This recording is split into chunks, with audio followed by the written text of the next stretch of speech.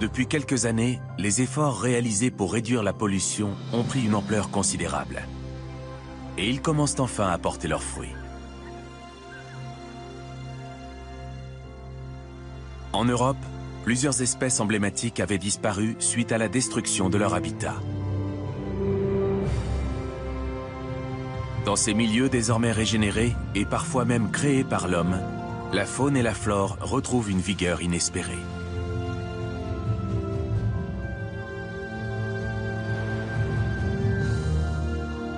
Des animaux disparus en Europe font leur grand retour sur notre continent.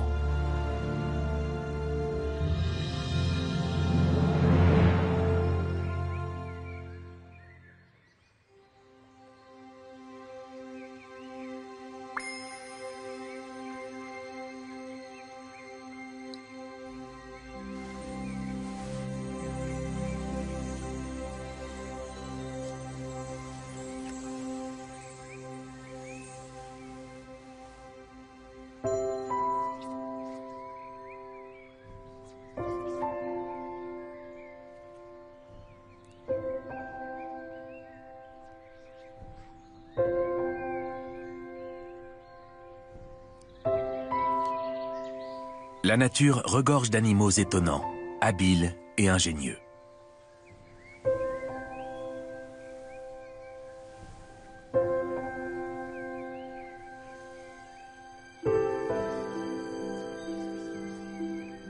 Mais quand il s'agit d'attraper du poisson, très peu sont capables de rivaliser avec le martin pêcheur.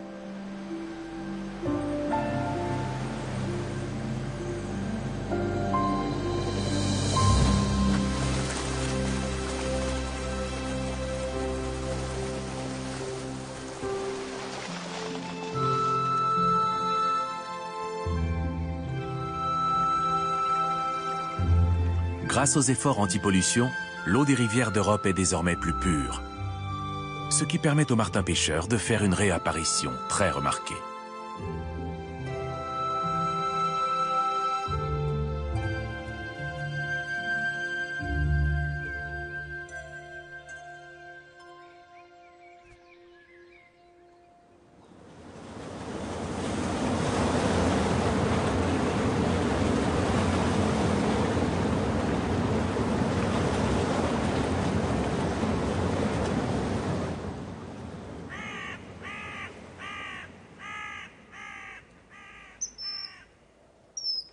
Cet oiseau singulier investit même des territoires inhabituels pour l'espèce.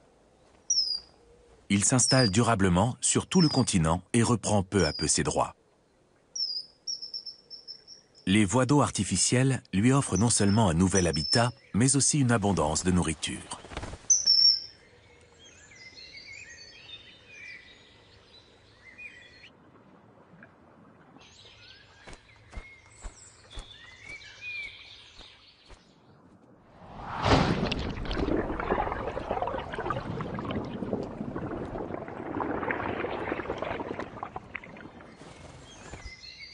Ce canal grouille de poissons. Mais certains ont du répondant. Ainsi, il vaut mieux assommer cette perche avant de l'avaler.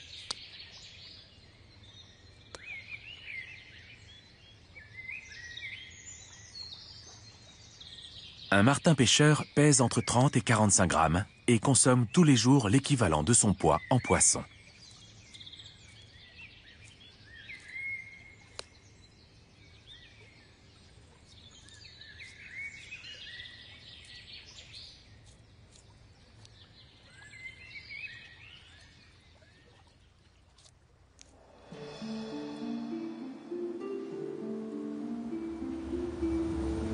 « 70 000 péniches empruntent ce canal chaque année.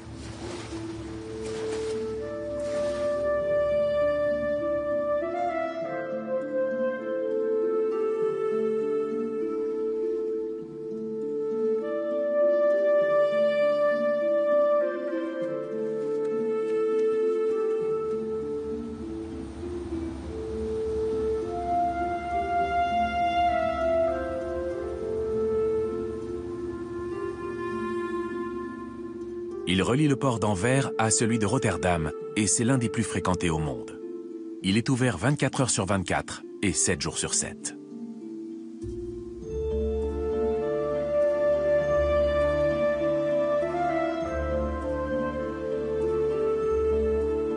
Créé par l'homme, ce milieu n'a rien de naturel pour la faune et la flore. Pourtant, il présente des avantages inattendus, surtout en hiver.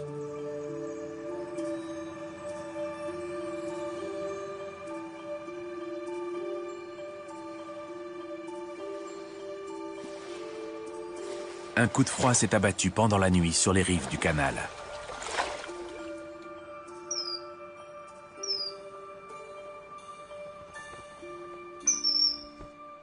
Le martin-pêcheur peut survivre à des températures glaciales à condition qu'il puisse continuer à pêcher. Mais il ne peut pas plonger sous la glace.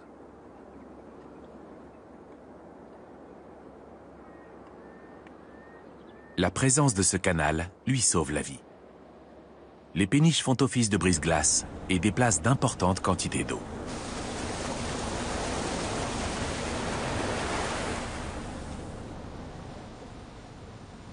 Ce trop-plein est déversé dans une rivière parallèle au canal par un réseau d'aqueducs.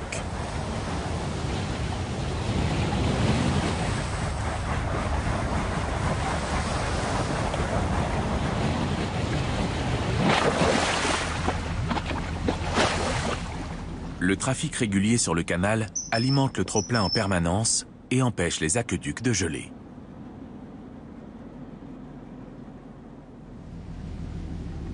Ici, le martin-pêcheur peut s'adonner à son activité préférée.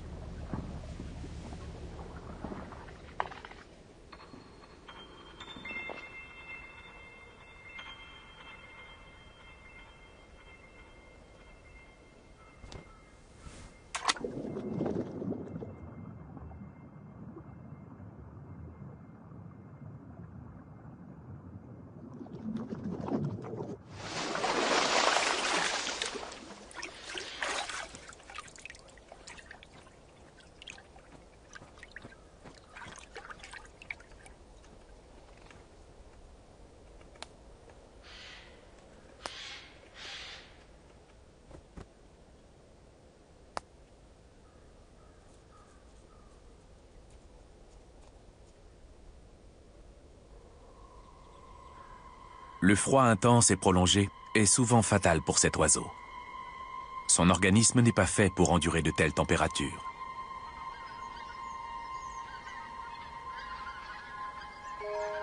Ce n'est pas un oiseau migrateur, mais certains partent pourtant chercher la douceur dans le sud.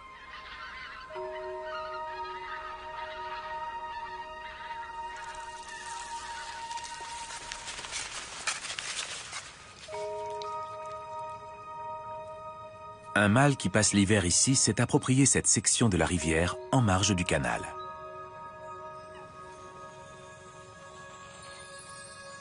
Il va défendre son territoire bec et ongles, même contre une partenaire potentielle.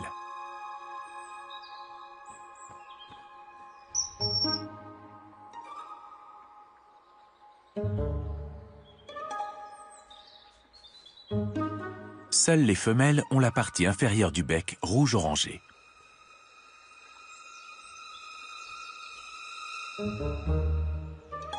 Solitaire en hiver et de nature farouche, le martin-pêcheur ne tolère pas facilement la compagnie.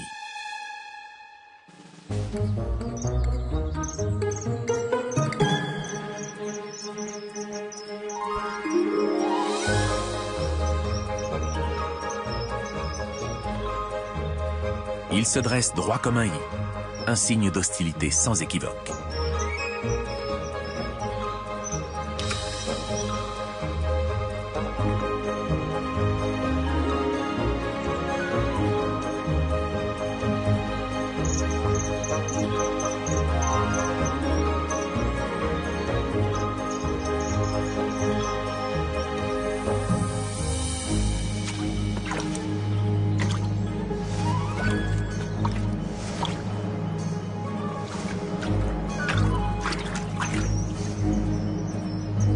Mais la femelle est tenace. Elle ne se laisse pas décourager et elle semble avoir un certain pouvoir de persuasion.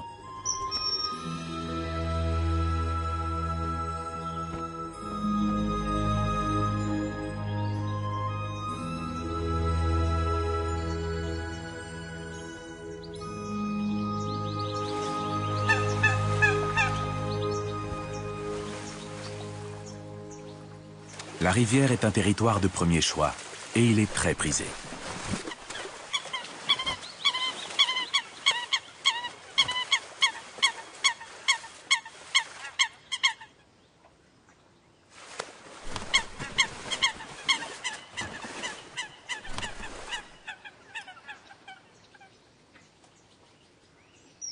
Si une femelle n'est pas la bienvenue, l'arrivée d'un concurrent est tout simplement inacceptable.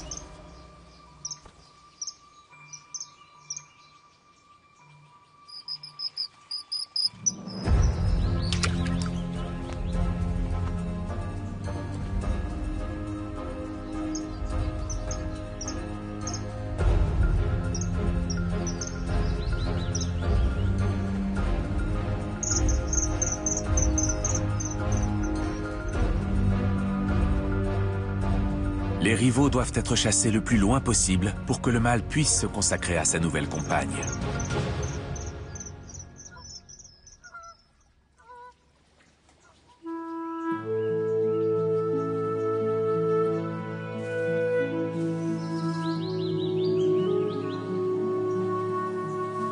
La parade complexe du grèbe huppé est l'un des plus beaux spectacles du printemps.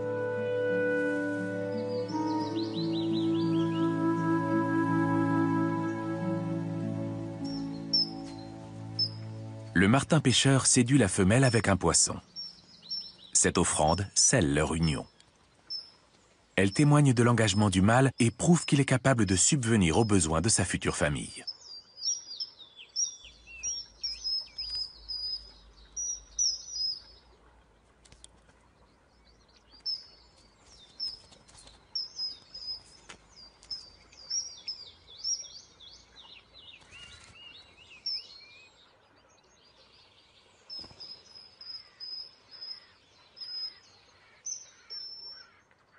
Les grèbes huppés bâtissent un radeau pour se reproduire.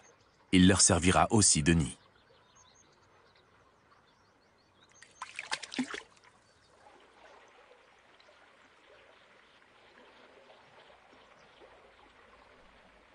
La femelle s'allonge sur le ventre pour indiquer au mâle qu'elle est prête à s'accoupler.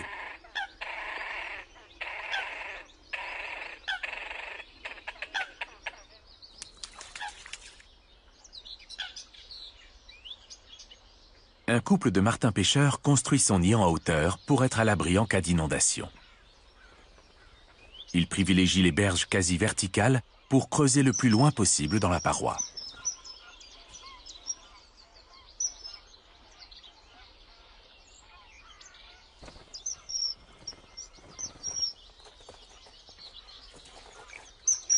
Il réutilise parfois une galerie existante, mais la plupart du temps, il préfère creuser la sienne.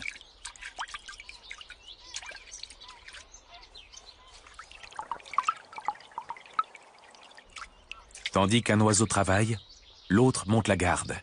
Puis, il se relaie.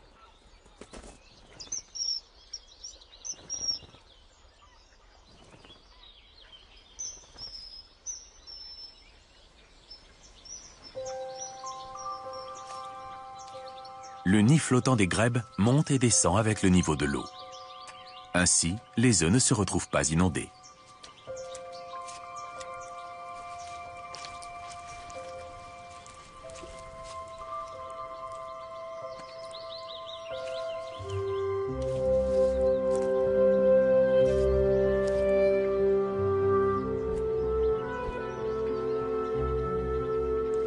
Contrairement au nid des martins pêcheurs, celui-ci nécessite un entretien permanent pour ne pas couler.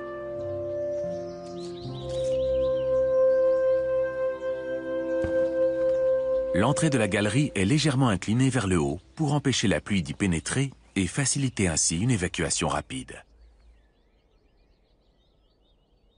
Au bout de ce tunnel long de 70 cm, les oiseaux ont creusé une chambre qui leur sert de nid.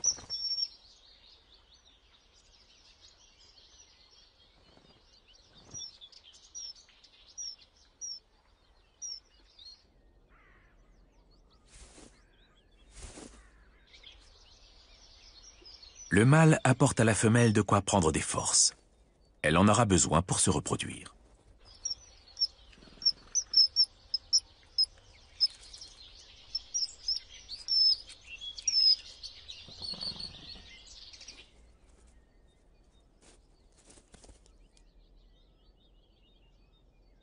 La construction du nid est un travail de couple. Mais la femelle a besoin d'espace pour pondre. Elle lui fait comprendre qu'elle préfère rester seule, du moins dans la chambre.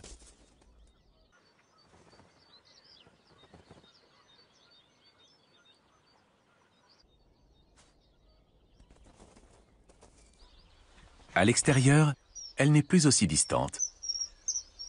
Elle invite très clairement son partenaire à la rejoindre. Elle devrait pondre son premier œuf d'ici 1 jour ou 2.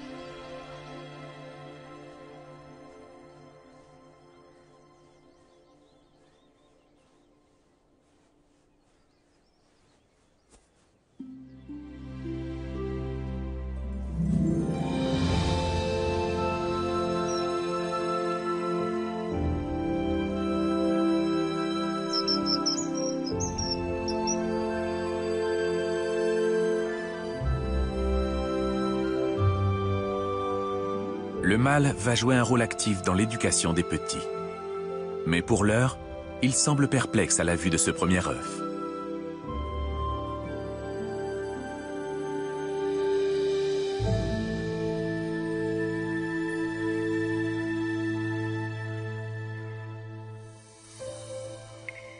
Pendant 1 semaine, la femelle va pondre jusqu'à 7 œufs, un toutes les 24 heures.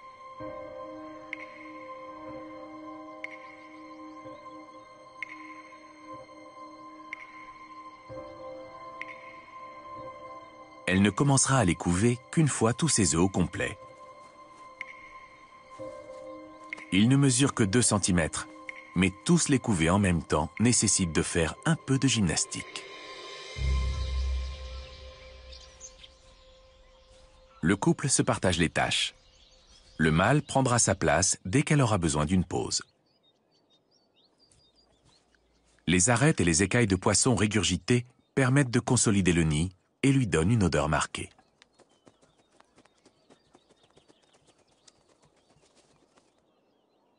Les 2 parents montent aussi la garde à tour de rôle pour empêcher les concurrents de vider leur stock de poissons.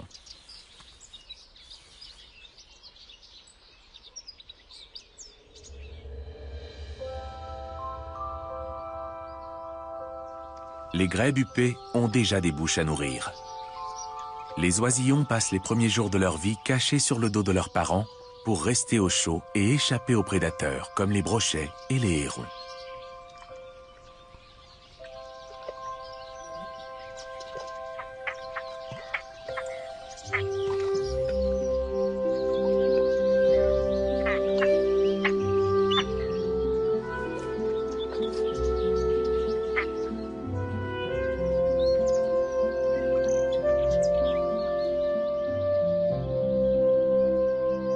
À l'abri des regards, les martins pêcheurs couvent toujours.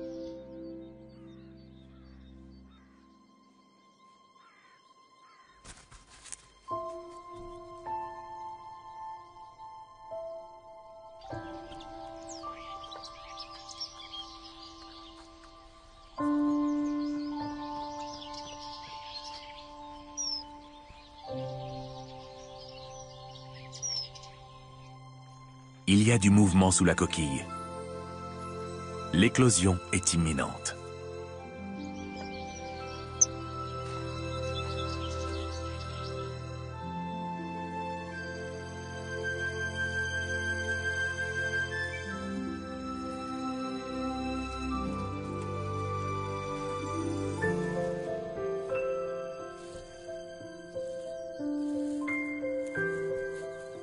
Entre 19 et 21 jours après le début de l'incubation, le premier oisillon sort de l'œuf.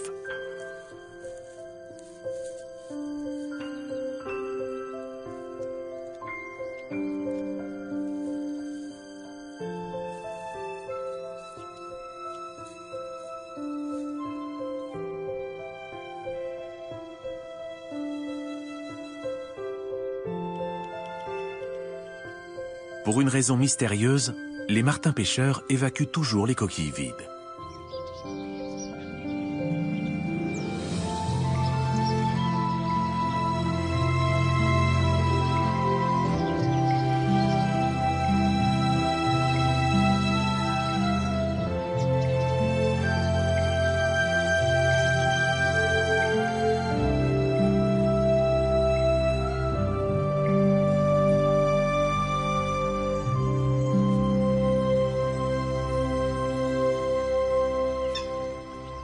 Sous l'eau aussi, il y a de l'animation. Dès que la rivière se réchauffe, les carpes viennent s'y reproduire.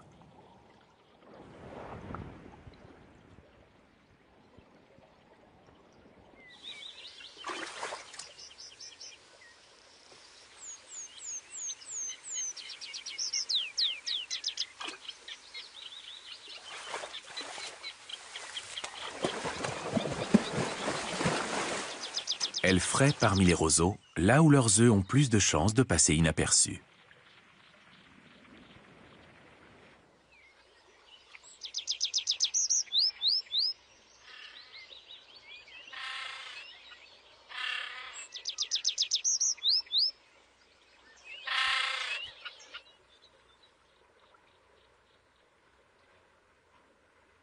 Les grèbes considèrent les poissons comme une menace potentielle. Pourtant, même les grosses carpes mangent rarement les oisillons.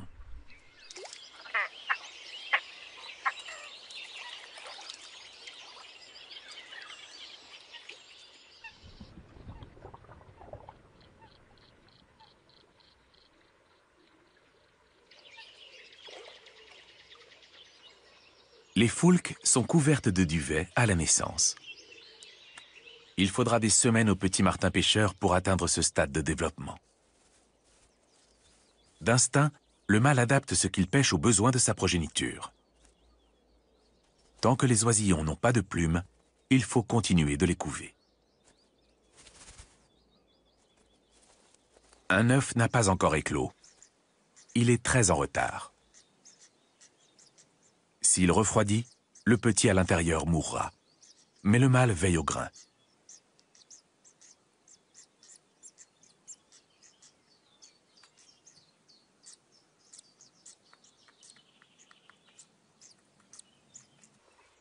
La famille Foulque désertera son nid dans un jour ou deux.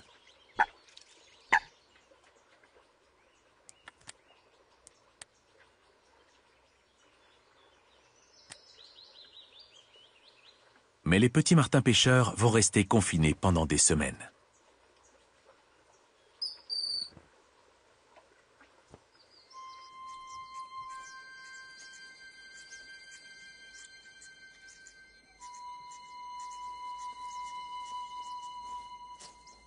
Avec 24 heures de retard, le dernier petit sort enfin de l'œuf. Plus jeune et donc plus faible, il sera défavorisé si la nourriture vient à manquer.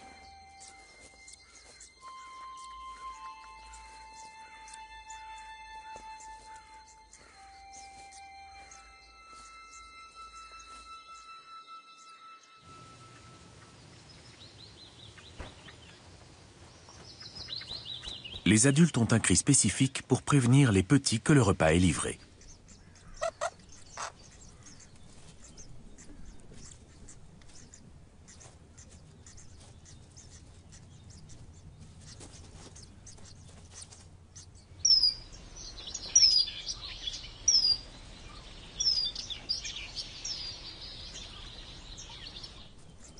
Tandis que la femelle prend le relais, le mâle repart à la pêche. Les petits sont très friands de poissons. Mais il y a un problème.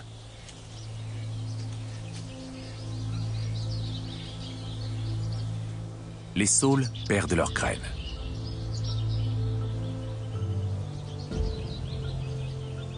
Elles tapissent la surface de l'eau et le martin pêcheur ne voit plus sous la surface.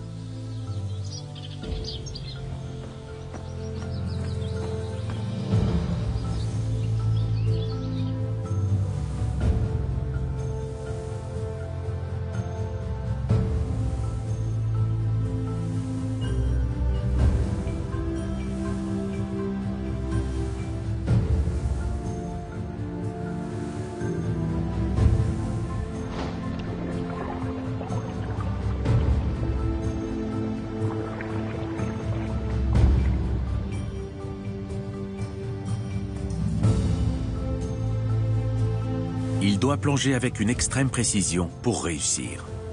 Dans ces conditions, localiser une cible est presque impossible.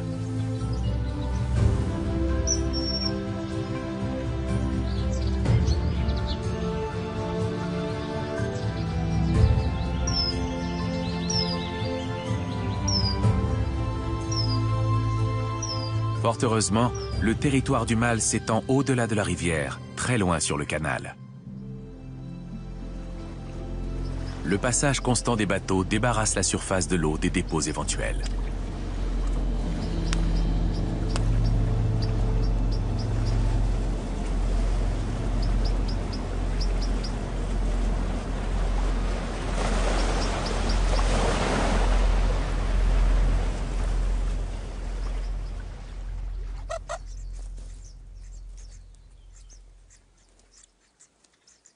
Les oisillons ont un appétit d'ogre. Mais il y a des limites.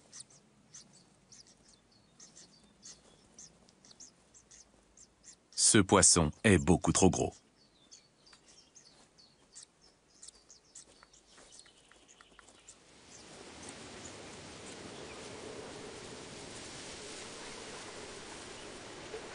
Le vent s'est levé.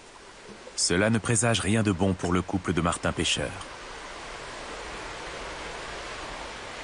Le canal est beaucoup trop agité. Impossible d'apercevoir des poissons sous les vagues.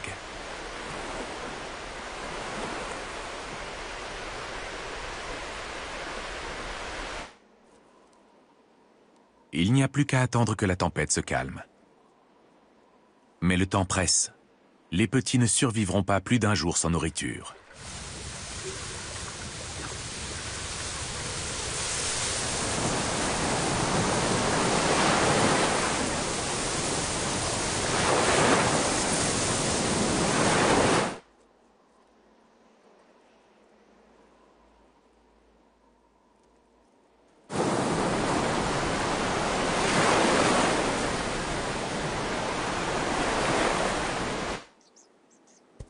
Faute de leur apporter à manger, le mâle essaie au moins de les garder au chaud.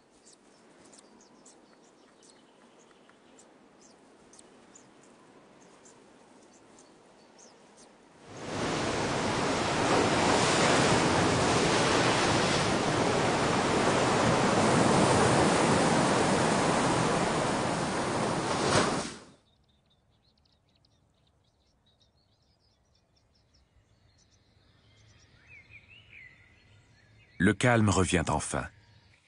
La saison de la pêche est à nouveau ouverte.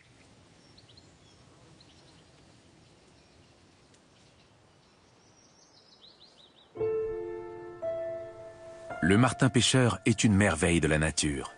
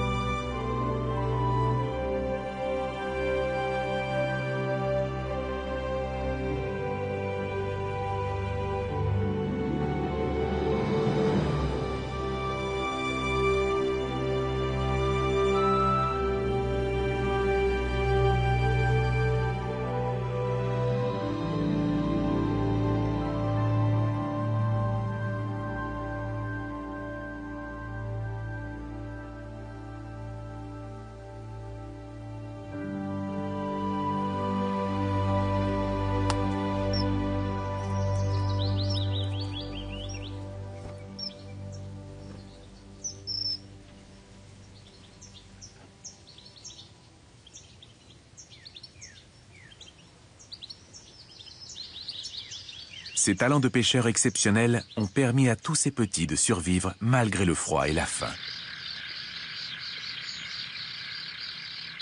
Leurs plumes ont poussé et ils engloutissent des poissons de plus en plus gros.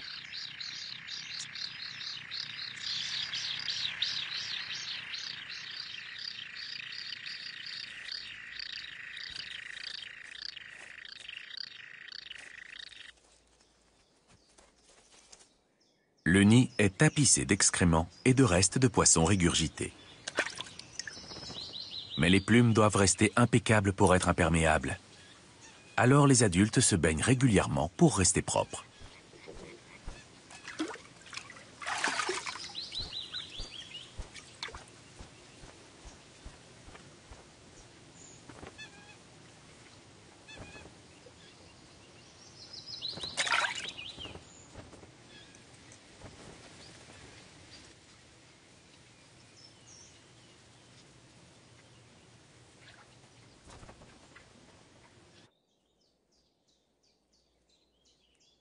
Les oisillons commencent à muer et leurs ailes se déploient.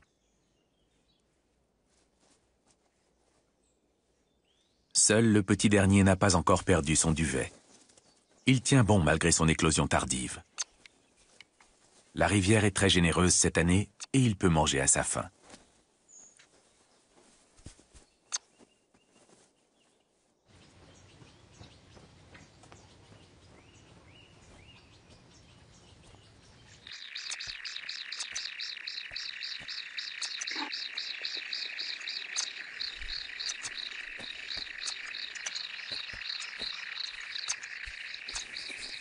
Sa réticence à lâcher prise montre que le mâle encourage les petits à quitter le nid.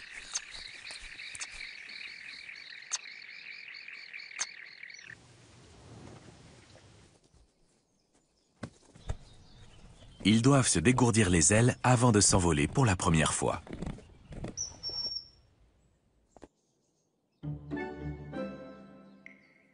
Le monde les appelle.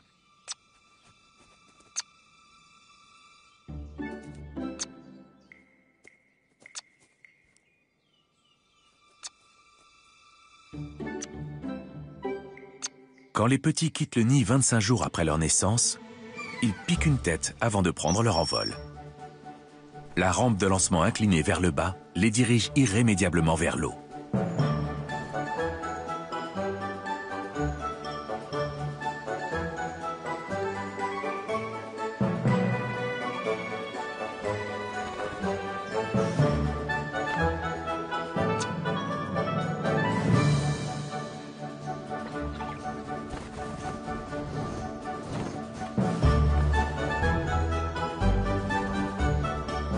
Il leur faut un peu de temps et de pratique pour maîtriser leurs ailes toutes neuves.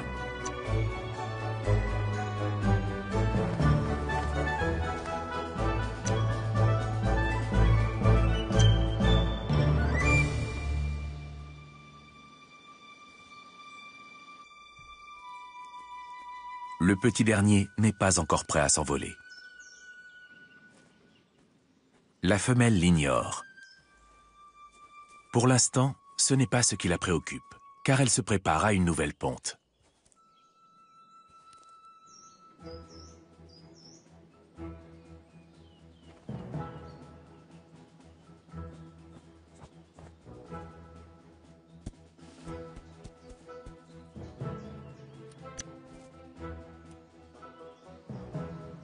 Le mâle va nourrir ses jeunes, mais pas si près du nid. Leurs cris affamés pourraient attirer les prédateurs.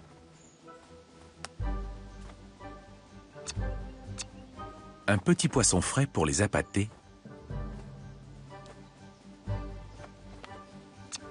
et les oisillons suivent leur père sans rechigner.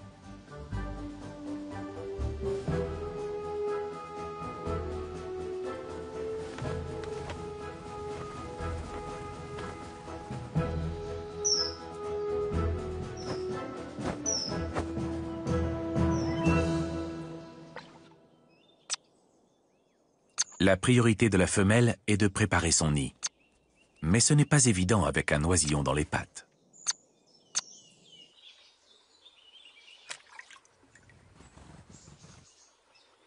Le mâle a entraîné ses petits à 500 mètres du nid.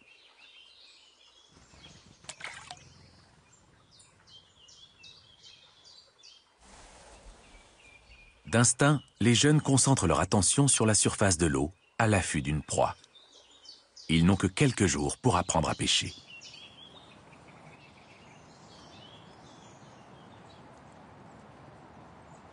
Mais le mauvais temps risque de compliquer leur apprentissage.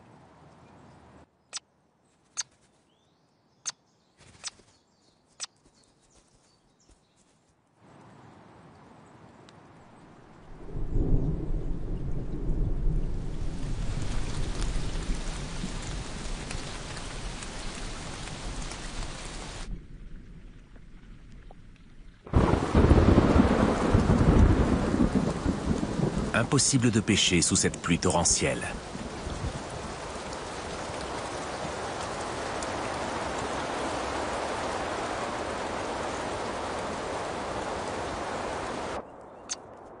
Au moins, le petit dernier a un toit au-dessus de sa tête.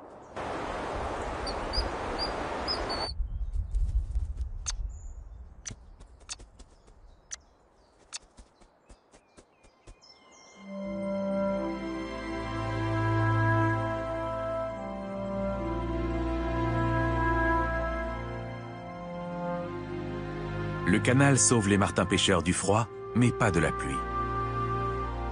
Incapables de pêcher, beaucoup meurent à peine sortis du nid.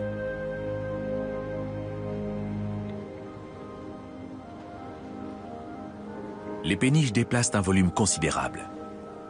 Les vagues et les remous font déborder le canal dans la rivière.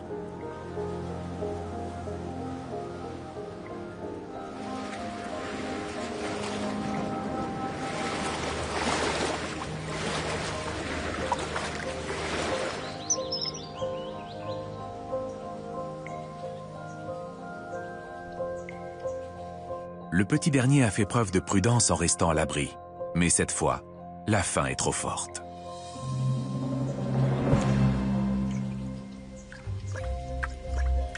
Malheureusement, il n'a pas encore assez de force pour prendre son envol. Il se retrouve à la merci de la rivière qui menace de monter.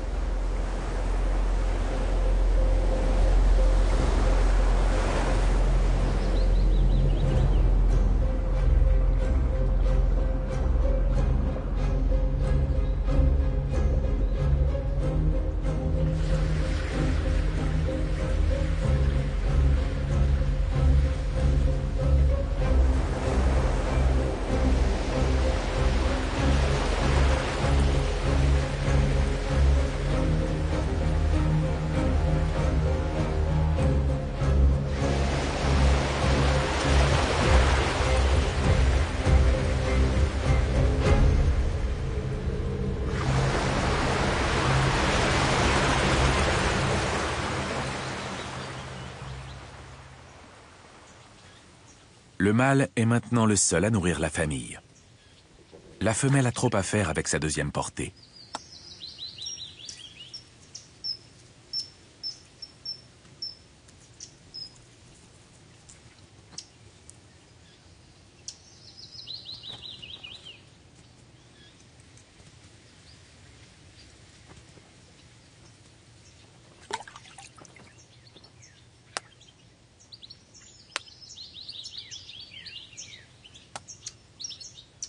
Les oisillons sont affamés après ces quelques jours de pluie. Le mâle doit se méfier des gourmands et se montrer équitable.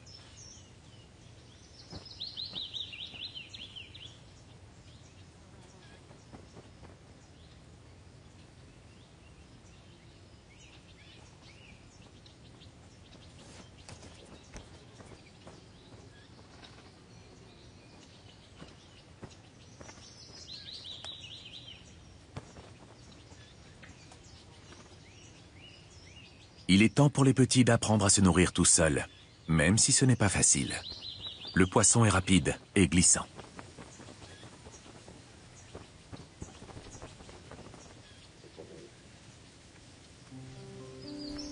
Tant qu'il n'y en a pas à leur portée, ils s'entraînent sur des proies inanimées. Ils tentent même d'assommer des brindilles comme ils le feraient avec un poisson vivant.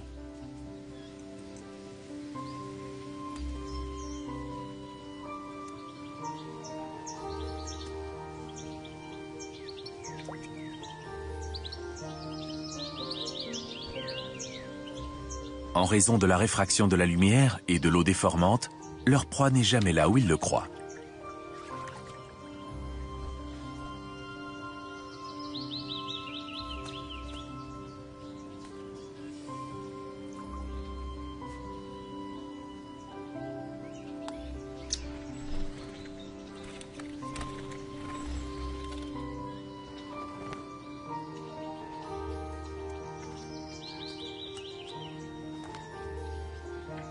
La faim les pousse même à réclamer ce qui n'est pas comestible.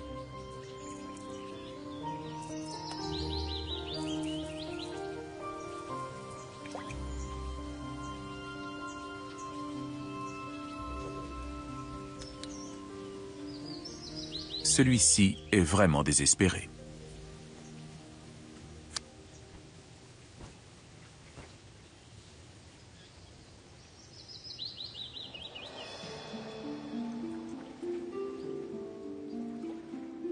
Les petits n'ont plus beaucoup de temps. Ils doivent apprendre à pêcher et vite. Le mâle va bientôt les abandonner pour se consacrer exclusivement à sa partenaire.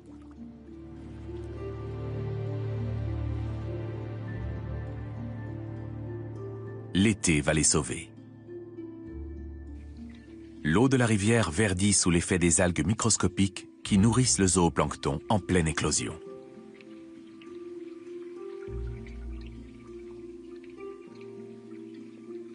Ces puces d'eau et ces minuscules crevettes nourrissent à leur tour les poissons.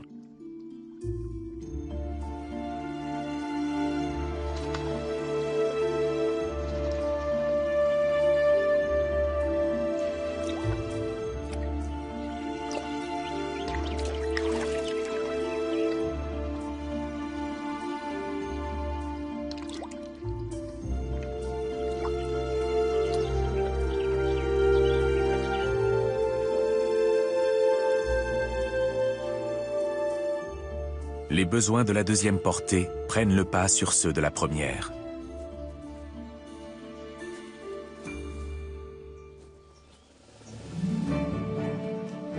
La tension monte à mesure que les adultes délaissent leurs petits.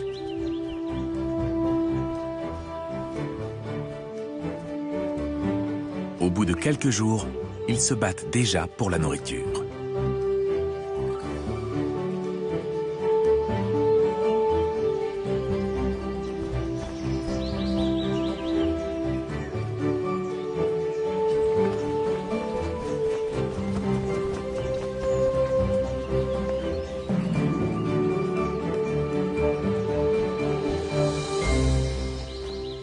Les parents n'ont pas d'autre choix que de les chasser du territoire familial.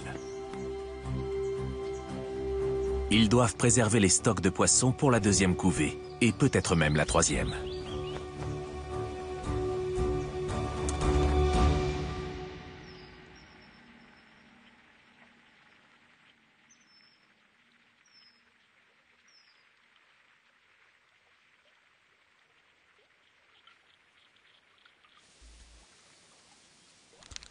Les pattes ne deviennent rouges qu'à l'âge adulte. Encore faut-il survivre jusque-là. Cette fois, plus le choix. Il faut pêcher ou mourir.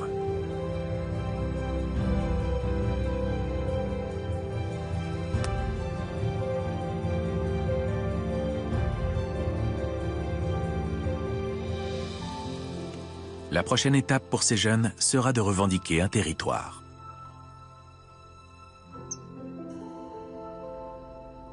Parfois, ils sont contraints de cohabiter avec d'autres pêcheurs moins hauts en couleur.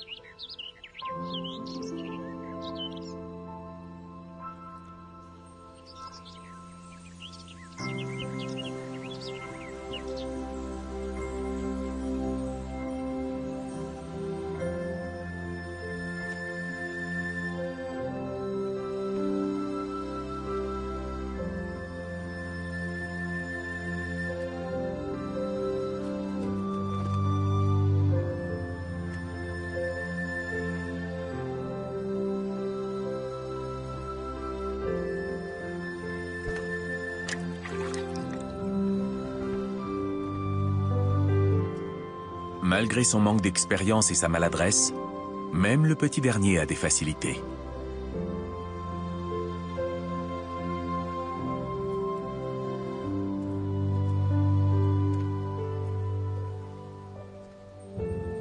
Cette année, le couple de martins pêcheurs aura mené à terme 3 couvées et élevé 19 oisillons. Ces oiseaux resplendissants sont l'avenir de leur espèce. À leur tour, ils vont s'installer le long des rivières et des canaux et repeupler durablement les campagnes d'Europe.